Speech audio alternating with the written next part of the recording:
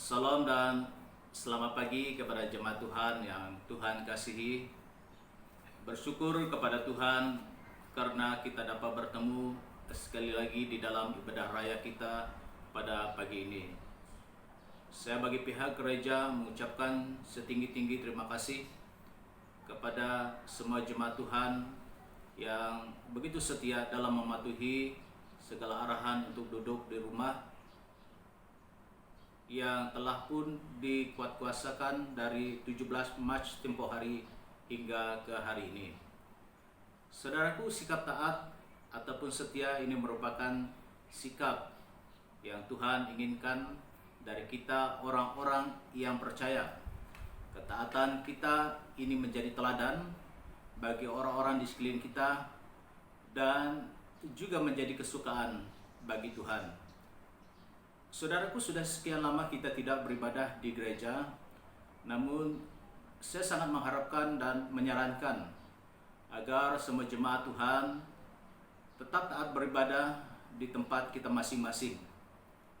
Saudaraku, ibadah tidak hanya dilakukan di dalam gedung gereja saja, tetapi ibadah boleh kita adakan di mana-mana, termasuk di rumah kita masing-masing. Saudaraku, kata gereja itu sebenarnya merujuk pada diri kita sendiri, yaitu saya dan saudara-saudari semua. Meskipun gedung gereja ditutup, tapi tidak bermaksud Tuhan ataupun Roh Kudus itu hanya hadir di gereja saja, tetapi Tuhan juga hadir di mana-mana, termasuk di dalam rumah kita. Jangan biarkan sikap panik dan takut itu menguasai diri kita. Tapi serahkanlah semuanya kepada Tuhan. Tuhan pasti menghiburkan, dan Tuhan memberi kekuatan dan keberanian bagi kita dalam menghadapi masalah ini. Roh Kudus senantiasa bekerja di dalam hidup kita supaya kita dapat memuji dan memuliakan Tuhan kita Yesus Kristus. Saudaraku, mari kita ambil kesempatan ini untuk memuji Tuhan, menyembah Tuhan, menyelidiki firman Tuhan, karena firman Tuhan itu yang menguatkan. Firman-Nya pelita bagi kaki kita dan menerangi jalan kehidupan kita. Pagi ini saudaraku, saya ingin mengambil kesempatan ini untuk mengungsikan firman Tuhan kepada kita semua, dan saya rindu secara pribadi agar kita semakin kuat dan teguh di dalam iman kita, terutamanya dalam kita berhadapan dengan masa sukar sekarang. Meskipun pergerakan kita dibatasi, namun Injil Kristus itu tidak dapat dibatasi oleh sesiapapun. Oleh itu mari kita bersyukur kepada Tuhan karena kita masih dapat memuji dan memuliakan Tuhan serta belajar firman Tuhan pada pagi ini.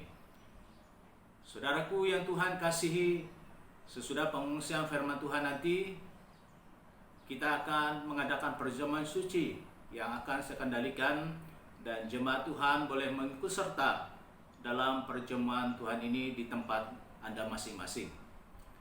Pagi ini saudaraku, tajuk firman Tuhan yang akan saya kongsikan ialah kelegaan dari Yesus. Teks firman Tuhan yang saya ambil dari Injil Matius pasal 11 ayat 28 hingga yang ke-30. Mari kita sama-sama membaca firman Tuhan ini, yaitu di dalam Matius pasal yang ke-11 ayat yang ke-28 dan 30. Firman Tuhan yang berkata demikian, "Marilah kepadaku semua yang letih lesu dan bebeban berat. Aku akan memberikan kelegaan kepadamu. Pikulah kuk yang kupasang dan belajar padaku, karena aku lemah lembut dan rendah hati, dan jiwamu akan mendapat ketenangan. Sebab kuk yang kupasang itu enak, dan bebanku pun ringan." Jadi saudaraku, saya percaya setiap kita menginginkan kelegaan di dalam kehidupan kita. Lebih-lebih lagi hari ini kita dihimpit, ditekan dengan penyakit COVID-19 ini, sehingga kita terpaksa berkurung ataupun duduk di rumah dalam tempoh masa yang lama. Tujuannya adalah untuk mengelakkan kita dari dijangkiti oleh penyakit ini dan mengelakkan kita menjangkiti orang lain sekiranya kita merupakan pesakit positif COVID ini. Hari ini saudaraku, pihak kerajaan berusaha mencari berbagai inisiatif untuk menyelesaikan masalah penyakit ini. Namun kita masih belum dapat menemukan cara-cara yang efektif untuk mengurangkan penularan penyakit ini, sehingga sekarang masih ramai jumlah pesakit yang positif dijangkiti penyakit COVID ini. Jadi saudaraku, jangan kita panik dan takut. Walaupun kita tidak tahu sampai bilakah penyakit ini akan berakhir. Sebagai anak-anak Tuhan, mari kita sama-sama datang kepada Tuhan. Firman Tuhan memberitahu kita bahwa dalam keadaan seperti ini, Yesus mampu memberi kekuatan, pengharapan, dan kelegaan kepada kita. Kembali kepada firman Tuhan yang kita baca tadi, apakah makna kata kelegaan ini? Makna kelegaan adalah keadaan yang lega dan juga ketentraman baik dalam pikiran, hati kita, dan kesenangan hidup.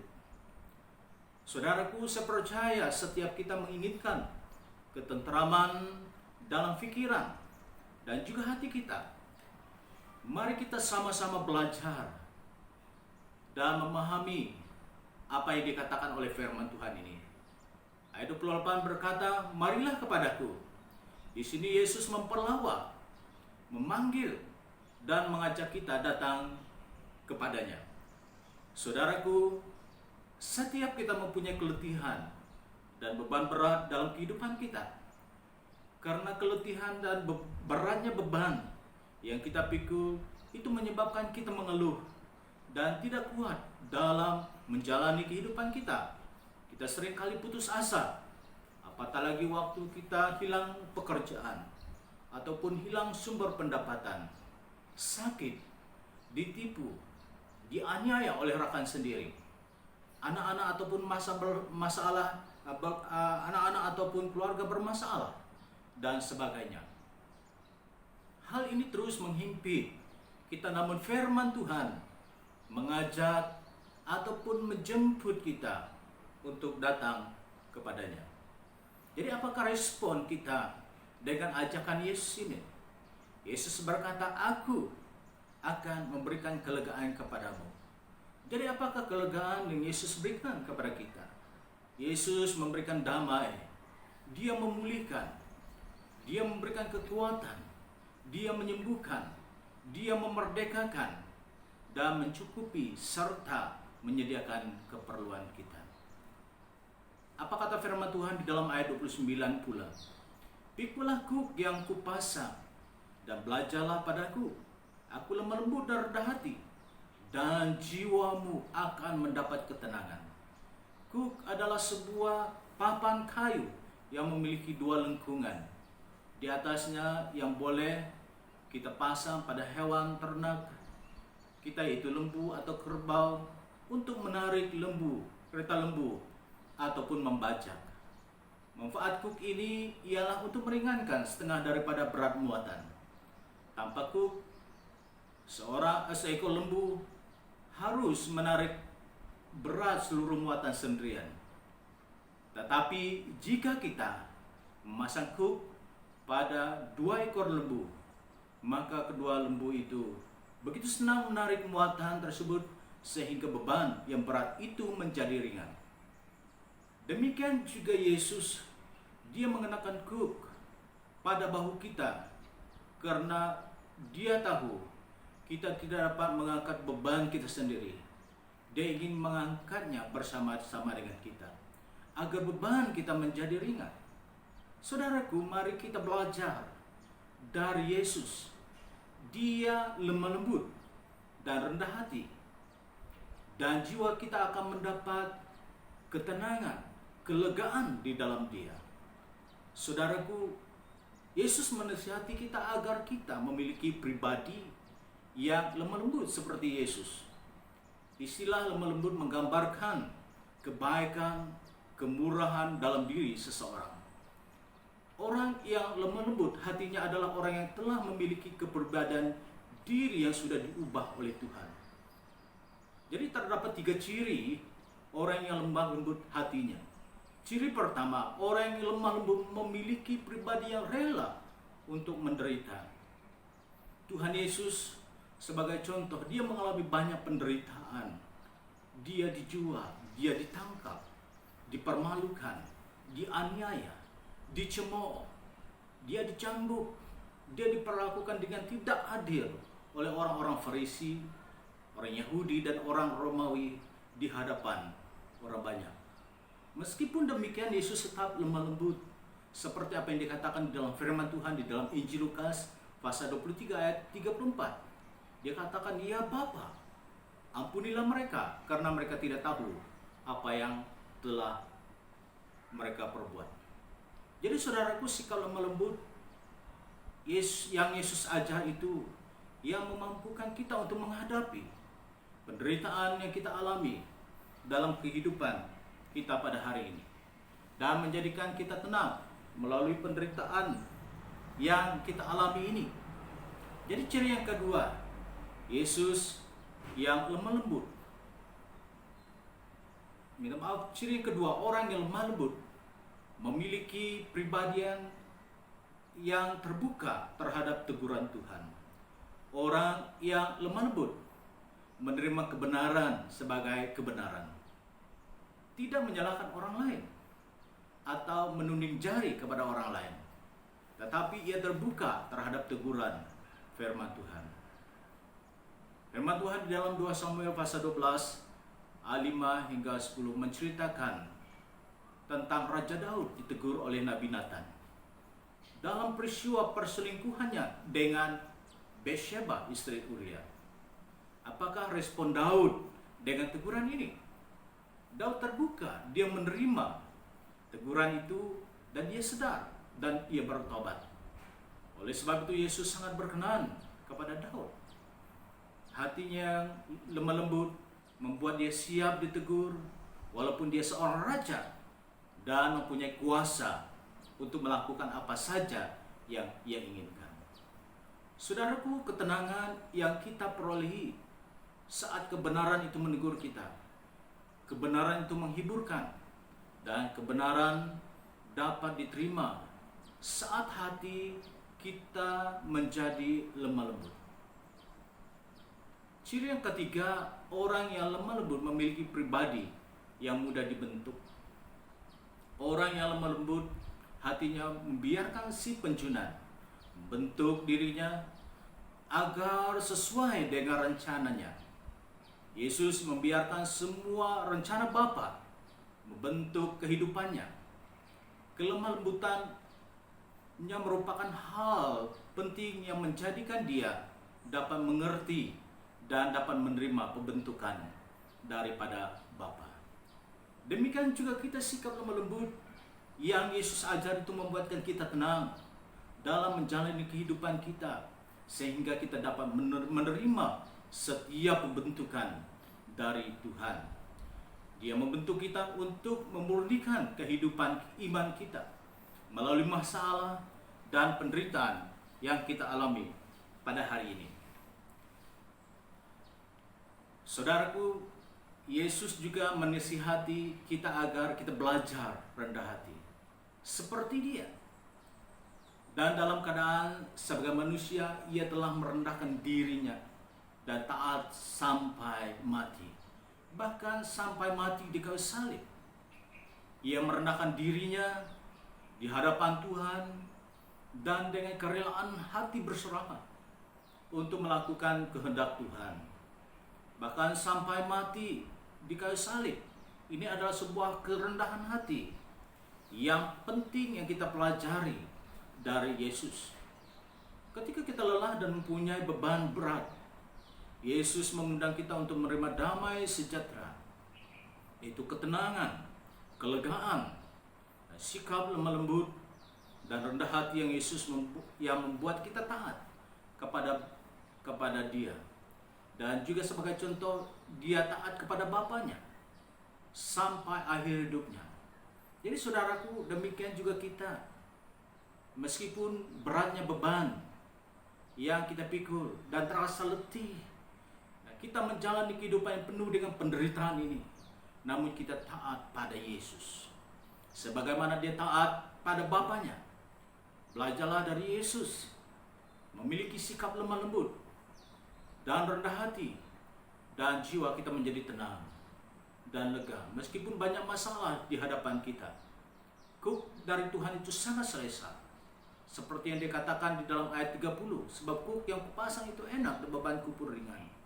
Oleh itu, saudaraku, Paulus sendiri berkata di dalam Filipi pasal 4 ayat 13, segala perkara dapat kutanggung di dalam Dia, karena Dia memberikan kekuatan padaku. Kuk lemah lembut dan rendah hati yang Yesus kenakan di bahu Paulus, itu yang memampukan Paulus memikul beban sebagai hamba Tuhan. Betapa beratnya beban yang dia hadapi, namun dia tetap setia karena Yesus sumber ketenangan baginya. Saudaraku, Yesus mengajak kita untuk datang kepadanya. Dia tahu kita letih dan sekarang berdepan dengan beban berat. Dia menjanjikan kelegaan kepada kita. Meskipun beban yang kita pikul terlalu berat, namun kita lega karena Yesus turut memikul bersama kita, dan kuk kelemah lembutan dan rendah hati yang dikenakan atas bahu kita sehingga kita tidak merasakan beratnya beban yang kita pikul ini.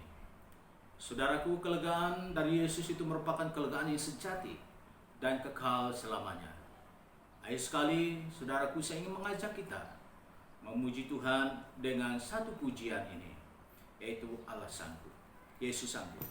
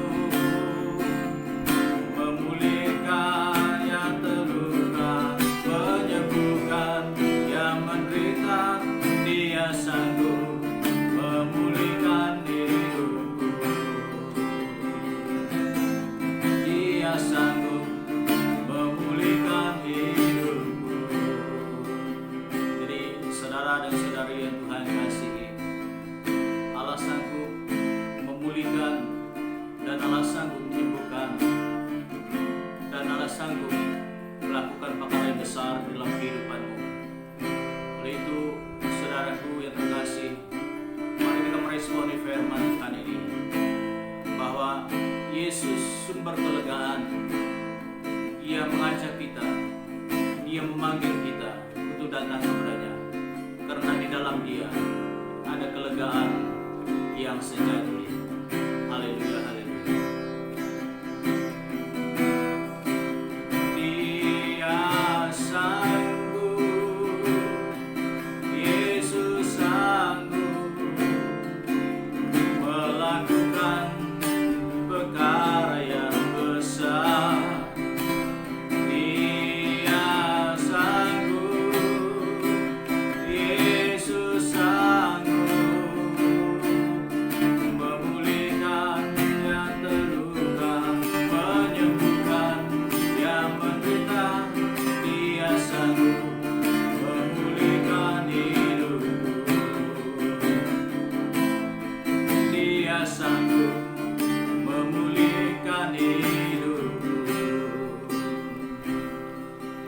Bapa di sorga, Bapa yang kami kenal di dalam nama Tuhan kami Yesus Kristus, pada pagi hari ini Tuhan kami datang kepada-Mu.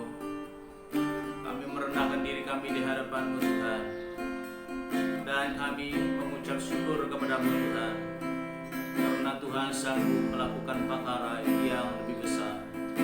Engkau sanggup memulihkan dan Engkau sanggup menyembuhkan setiap hati yang terluka. Tuhan, Engkau Allah yang sanggup. Terima kasih atas firman-Mu pada pagi hari ini Tuhan.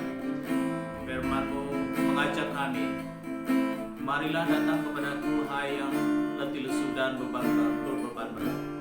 Aku akan memberikan ketenangan bagimu, dan aku akan memberikan kelegaan bagimu. Kata-Mu ya Tuhan. Tuhan, kami datang kepadamu Tuhan, meresponi firman-Mu pada pagi hari ini.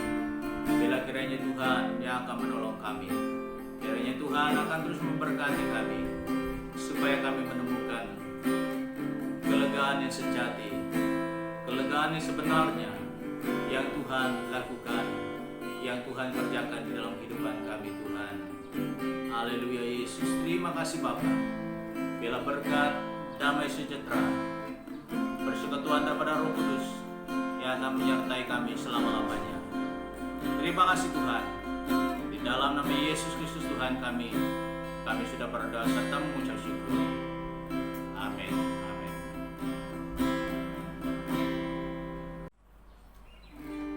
Saudaraku yang terkasih, sebelum kita menghadap meja Tuhan pada pagi hari ini, kita akan mengangkatkan satu pujian bagi Tuhan, yaitu nyawaku diberikan bagimu.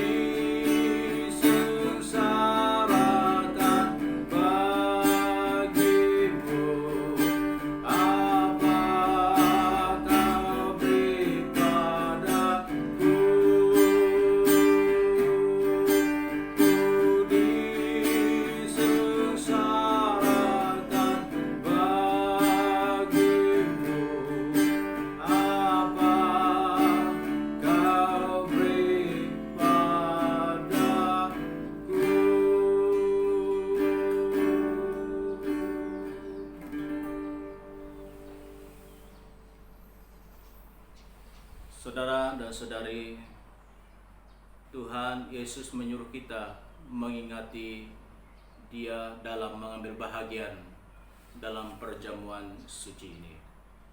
Dengan cara yang sederhana, perjamuan ini melambangkan bagi kita arti kematian Kristus.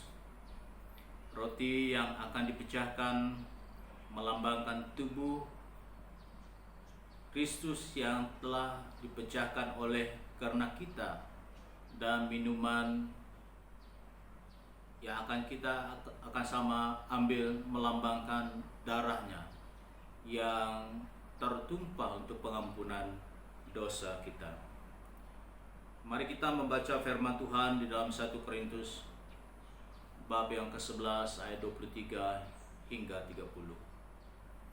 Tuhan Yesus mengambil roti, dan sesudah itu Ia mengucap syukur atasnya. Ia memecah-mecahkannya dan memberikan kepada murid-muridnya sambil berkata, "Inilah tubuhku yang diserahkan bagi kamu. Perbuatlah ini menjadi peringatan akan aku." Demikian juga Yesus Tuhan mengambil cawan sesudah makan lalu berkata, "Cawan ini adalah perjanjian baharu yang dimeteraikan oleh darahku. Perbuatlah ini setiap kali kamu meminumnya menjadi peringatan akan aku.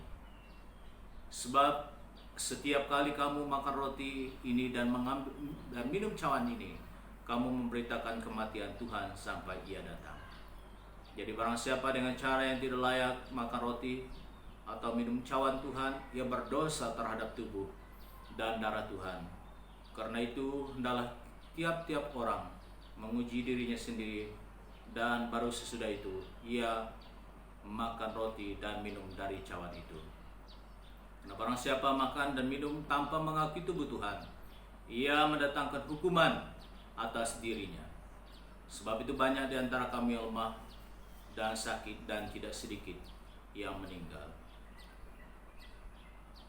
Saudaraku yang terkasih di dalam nama Tuhan, Tuhan Yesus mengambil roti dan sesudah itu mengucap syukur atasnya.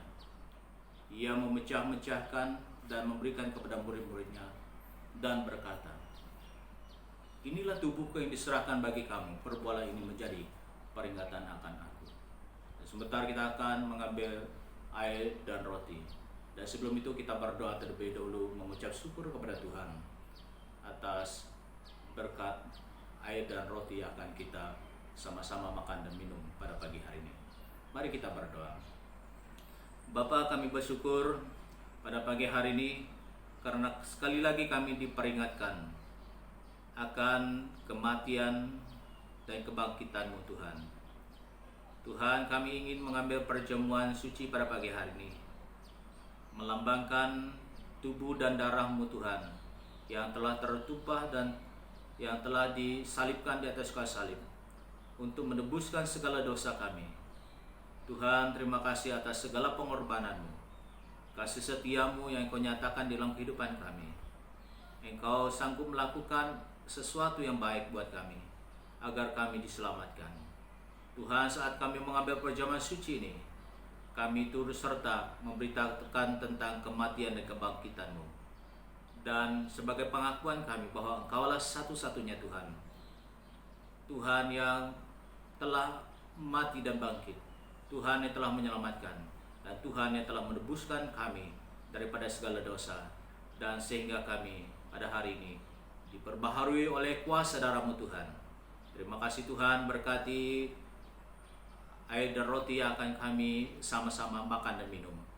Tuhan, kiranya itu dapat memberkati setiap kami yang mengambil bahagian di dalam perjamuan pada pagi hari ini. Terima kasih Tuhan Yesus, terpujilah nama Engkau. Inilah doa kami Tuhan dan permohonan kami. Di dalam nama Yesus Kristus kami sudah berdoa. Amin. Jadi saudaraku yang terkasih, kita akan sama-sama mengambil bahagian dalam perjamuan ini. Mari kita sama-sama pegang roti kita. Firman Tuhan berkata, Tuhan Yesus mengambil roti dan sesudah itu Ia mengucap syukur. Ia memecah-mecahkannya dan memberikan kepada murid-muridnya sambil berkata, "Inilah tubuhku yang diserahkan bagi kamu.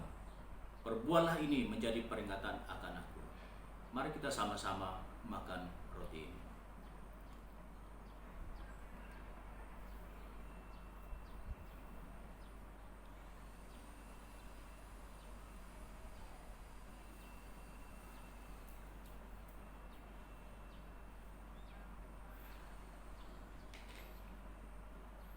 Mari kita ambil cawan kita.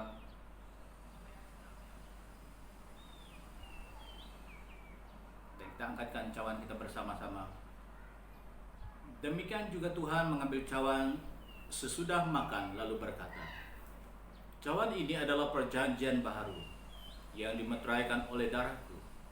Perbuatlah ini setiap kali kamu meminumnya, menjadi peringatan akan aku."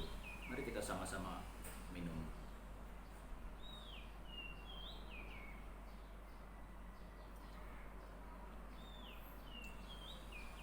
Saudaraku, sebab setiap kali kamu makan roti dan minum cawan ini, kamu akan memberitakan kematian Tuhan sampai Ia datang.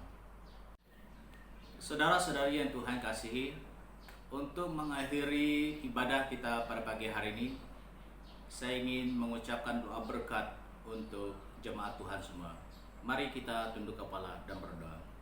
Tuhan memberkati engkau, Tuhan melindungi engkau, Tuhan menyinari engkau dengan wajah-Nya dan memberi engkau kasih karunia. Tuhan menghadapkan wajah-Nya kepadamu dan memberi engkau damai sejahtera hari ini dan sampai selama-lamanya.